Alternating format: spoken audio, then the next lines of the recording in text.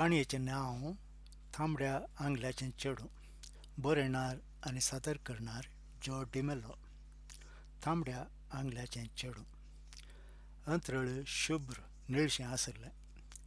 थंय थंय एक पातळ धवी मोडां सोडल्यार इतलें नितळ अंतरळ पळोवंक मेळचें बारीस अप्रूप म्हूण येत. त्या निळश्या अंतराळा मदें कलाकारान चित्र सोडयल्या जिनसार 20 माळयांचें तें जैत बांदप उबें आसलें. त्या बांदपाच्या बंथणी रूख जिके पयस वळची अशीर न्हय फाटलें निळशें अंतरळ ओट्टारे पळयतल्यांच्या दोळ्यांक एक अपूर्व फेस्त दितालें म्हूण येत. त्या बांदपांत विविध संस्थांचीं दफ्तरां आसलीं. भितर केन्नाय लोकांची कातडच कातड. त्या बांदपाक 6 लिफ्टी आसल्यो. तांतल्या एका लिफ्टांत जेम्मा लिफ्ट ऑपरेटर जावन काम करतालो. सकाळीं फुडें दफ्तरां उक्तीं जातना आसची गर्दी सद्याक रावुरली. 24 वरांय उक्तें आसच्या ह्या बांदपांत जेम्माचें काम सकाळीं 6 तावन दनपारां 2 पर्यंत. त्या मदें चड बरोसो वेळ म्हळ्यार सकाळीं 8 तावन 11 पर्यंत. आनी आतां वरां 11:30 जालीं. लिफ्टा भितरल्या स्टुलार बसून जेम्मा सपन येतालो. सकाळां बरी ताकाय सपनां पडटालीं. त्या तरणाट्या प्रायेक सहज जाल्लीं. सपनां बियाचीं, सपनां मारामारयेचीं, सपनां पयशांचीं आनी सपनां चेडवांचीं. वळख नातलो कोणी जेम्माक पळयत तर तो एक लिफ्ट ऑपरेटर म्हणूंक सांगूंक साद ना. ताणें सदां घालचें कडक इस्त्रेचें वस्तूर, तळतळचे मोचे, नाजुकायन उगयल्ले केंस पळयलो कोणी तो एक गुमास्त म्हणूंक आसा. लिफ्टांत सडावत सदांचींच मनशां येतात. तांकां कंपनीच्या रुलीं प्रकार जेम्मा गुड मॉर्निंग सर वा गुड मॉर्निंग मॅडम म्हणटा. एक सलीस हांसोय दिता मात्र न्हय, त्या लिफ्टांत वयर सकयल वयच्या हर एकल्याक खुश दवरता. स्टुलार बसून सपनेच्या जेम्माक फकत तें चेडूंच दिसता. थांबड्या आंगल्याचें चेडूं. सकाळीं त्या चेडवाक पळयलें तवळ तावन ताचो मेंदू थाऱ्यार ना. येदोळ तें ह्या लिफ्टींत आयिल्लें ना.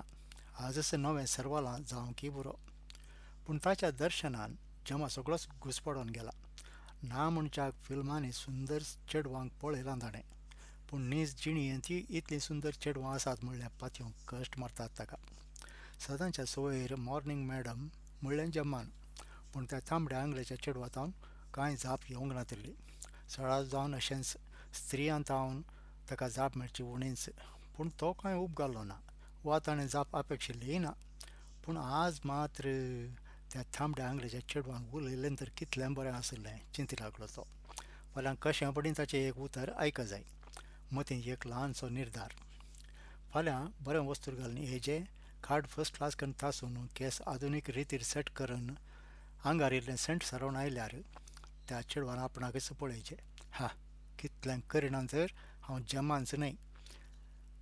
तें खंयच्या जातीचें आशियेत ताच्या मदींत एक दुबाव उदेलो. ताणें ताका समाधान केलें. जात खंयची जाल्यार कितें, मोगाक दोळे नात खंय, तर जात खंयची आसची. हांव एक चेडो आनी तें चेडूं. तितलेंच न्हय, ह्या बांदपांत येवच्या वेच्या चेडवां पैकी हें एक विशेश चेडूं. असल्या चेडवाचो सांगात मेळ्ळ्यार संवसारांत चड जाय तरी कितें अशें जेम्माचें पिशी मत नानान ती चिंतना चिंता. मतीचो विकास जावंक नातिल्ल्या साद्या मनशाक उद्रेकीत पिंतुरां चल्या चलयां मदल्या संबंदांत लैंगिकते शिवाय हेर कितेंच दाखयनात. असलीं पिंतुरां जेम्मान जायतीं पळयल्यात. त्या अल्प्या समजणेक लागून ह्या तांबड्या आंगल्याच्या चलये संगी मोग करचीं अपूर्व सपनां तो सपन येता. गोडशीं गोडशीं सपनां. ओहोय, न्हीद लायकी कितें कोणाचो गिताळो. कोण मारून उठयले बरी जेम्मान दोळे सोडले. तिसऱ्या माळयेक वर पळया. भितर आयिल्लो मानेस्त दोळे व्हड करून म्हणालो. मतीं दिस पुरपुरोन उठलो जेम्मा. गुड मॉर्निंग सर म्हणची सभ्यताय विसरलो तो. ओ त्या तिसऱ्या माळयेक वसोंक ह्या मनशाक चिके मेटां सोडून वसोंक कितें मार्गी. बेकूब खंयचो मतीन दिस गाळी दिल्यो ताणें. त्या रागान उद्देशपूर्वकी दाव्या माळयेचो बुतांव दामून थंय पर्यंत वचून परत तिसऱ्या माळयेक फाटीं येवन त्या मानेस्ताक थोडीपणी खारंदाय दिवन मतींच संतोश पावलो तो. तें चेडूं दनपारां जेवणाक म्हणी सकयल येत गे. सडावत जण जेवंक वा जेवण जातच केळीं तर बेडा खावंक सकयल येतात. थोड्या ऑफिसरांनी तांच्या रसाळ सेक्रेटरींक दनपारां जेवणाक भायर आपूण वरचे संदर्भी कांय उणें नात. तशेंच एका घडयेनीर आसलो तो. तशेंच हें चेडूय ताच्या बॉसा सांगता चे चे देव तशें जावंक सोडचो ना. आपणाक समाधान केलें ताणें. 2 वरांक जम्माची शिफ्ट मूग जाता पूण दफ्तरां सांजेर 5 उपरांत सोडची. दनपारां जेवणाच्या वेळार तें सकयल आयले नंतर सांज पर्यंत राखून रावंक असाध्य. ताच्या बुकेल्ल्या मोतीन गुणाकार गेले. जाल्लें जाता चिंता तो. 1 वरार जेवणाचो वेळ. सकाळीं तें चेडूं 8व्या माळयेर देवलां. जेवणाच्या वेळार लिफ्ट व्हरून 8व्या माळयेर रावोवची.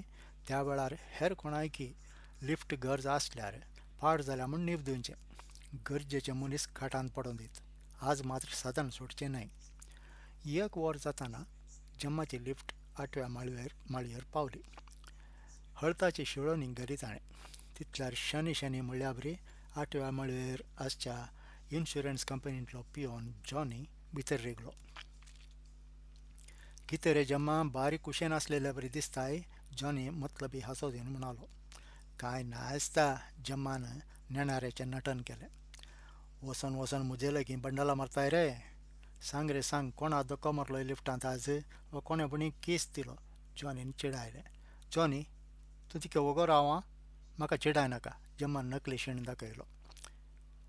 अरे बाप्पा, तुजी गजाल नेणांगी हांव. कोण तरी बेटलां तर म्हाकाय वळख करून दी रे. असल्या संगतींनी जॉनी बारीस हुशार. ताची जीब कितें, ताच्यो आयडिया कितें आनी ताची चालाकी कितें.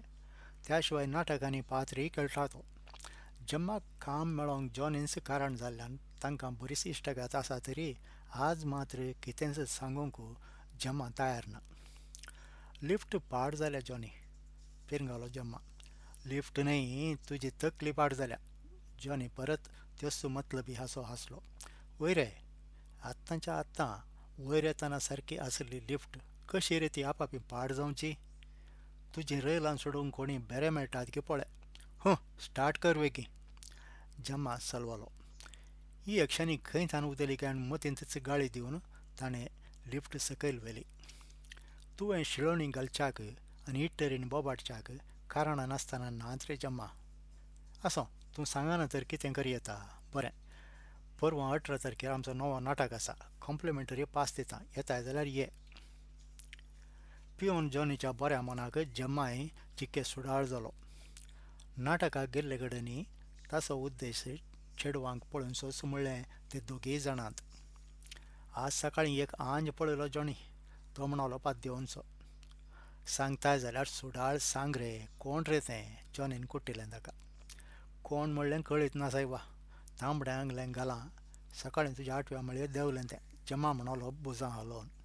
एकाच साणें जॉनी तकलेक हात मारून हांसलो. कित्याक हांसताय जॉनी? विजमीत जावन विचारी जम्मा. थोडो वेळ हांसून जम्माची पाट थापडली जॉनीन. आमच्या नाटकाक आरशांतलें रूप म्हूण नांव दिलां.